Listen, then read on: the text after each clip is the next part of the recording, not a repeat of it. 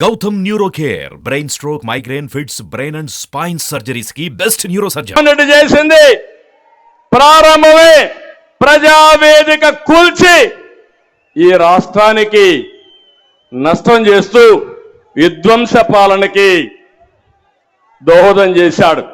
నేను అడుగుతున్న ఒక విషయం మిమ్మల్ని అందరినీ, ఎన్నికల ముందు ఒక మాట చెప్పాను,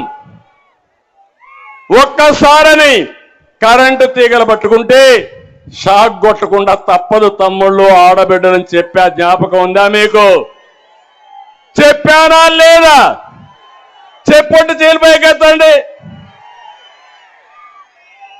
నా మాట విన్నారా మీరు? ఇన్లా మీతో కూడా నాకు కూడా కష్టాలు వచ్చేసాయి. అందరం కష్టపడ్డావా లేదా? అందరం బాధితులు అవునా కాదా అని మిమ్మల్ని అడుగుతున్నా. అది ఏ విధంగా కూడా మీకు చెప్తాను ఇప్పుడే. నేను ఒక విషయం మీద చూడండి, ఇక్కడ ఈ జిల్లాలో 365 కోట్లతో జైన్ ఇరిగేషన్కి నేను శ్రీకారం చుట్టాను. అది వస్తే ఏవైనా మొక్కలు కావాలంటే పెంచడం, ఫుడ్ ప్రాసెసింగ్ పెట్టడం, అవన్నీ వచ్చేటివి. దాంతో అతను వస్తానే దాన్ని తరివేశాడు. ఇంకో పక్కన నందికొట్కూరులో 650 కోట్ల రూపాయలతో మెగా సీడ్ పార్క్ ఎస్టాబ్లిష్ చేశాను. అది కాని వచ్చుంటే ఈ కర్నూలు జిల్లా ప్రతి రైతు విత్తనాలు పండించేవారు, ప్రాసెసింగ్ అయ్యేది. ప్రపంచానికి మొత్తం విత్తన సరఫరా కేంద్రంగా ఈ నంద్యాల జిల్లా ఉండేది. దాన్ని పుణ్యం కట్టుకున్నాడు. ఇంకో పక్క మీరు చూస్తూ ఉంటే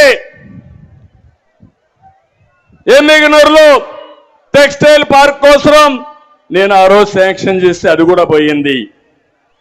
ఇంకో పక్క ఇక్కడే ఓర్వకల్లో 15 నెలల్లో ఒక ఎయిర్పోర్ట్ నిర్మాణం చేసిన ఘనత తెలుగుదేశం పార్టీది. అక్కడే ఓర్వకల్లు ఇండస్ట్రియల్ టౌన్షిప్ కూడా ఎస్టాబ్లిష్ చేశాం. ఒక స్టీల్ ప్లాంట్ కూడా వచ్చింది.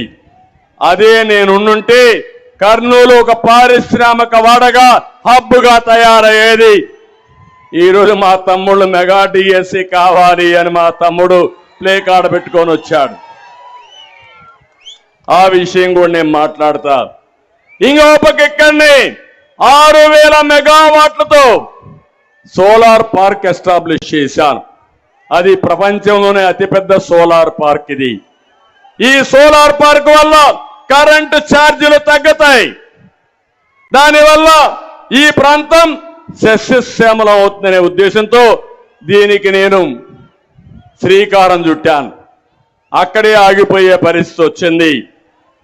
నేనెప్పుడు కూడా దూరదృష్టితో ఆలోచిస్తాను, ఒక విజన్తో ముందుకు పోతాను.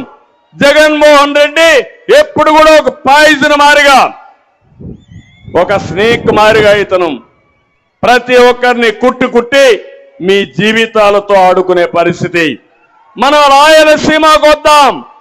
నేను అడుగుతున్నా, ఈ రాయలసీమకు అన్ని వనరులు ఉన్నాయి. నేను కూడా ఈ రాయలసీమలోనే పుట్టా, చిత్తూరులో పుట్టా. ఇది నాకు గర్వ కారణం. ఒకప్పుడు రాయలసీమ రతనాల సీమ, తర్వాత రాయలసీమ రాళ్ల సీమగా తయారు చేశారు. ఏంటి ఇక్కడ తక్కువ? మనకు అన్ని వనరులు ఉన్నాయి. ఈరోజు ఒక విషయం చూడండి, మొట్టమొదటిసారిగా రాయలసీమకు న్యాయం చేసిన వ్యక్తి రాళ్ల సీమ కాదు, ఇది రతనాల సీమకు నాంది పలకాలని ఇరిగేషన్కు ప్రాధాన్యత ఇచ్చిన ఏకైక నాయకుడు నందమూరి తారక రామారావు గారు. ఆ మహాయుగ పురుషుణ్ణి మనం ఆలోచించుకోవాల్సిన అవసరం ఉంది. ఆ రోజు కృష్ణా జలాలు రాయలసీమ కొద్దిగానే వచ్చేటివి, కానీ మిగులు జలాలన్నీ రాయలసీమకు తేవాలని, తెలుగు గంగా చెన్నైకి నీళ్లు పోవాలంటే నా రాయలసీమకు ఇచ్చిన తర్వాతని చెన్నైకి పోతాయని కాలువలు ఏర్పాటు చేసిన వ్యక్తి నందమూరి తారక రామారావు గారు అని చెప్పి నేను మీకు తెలియజేస్తున్నా.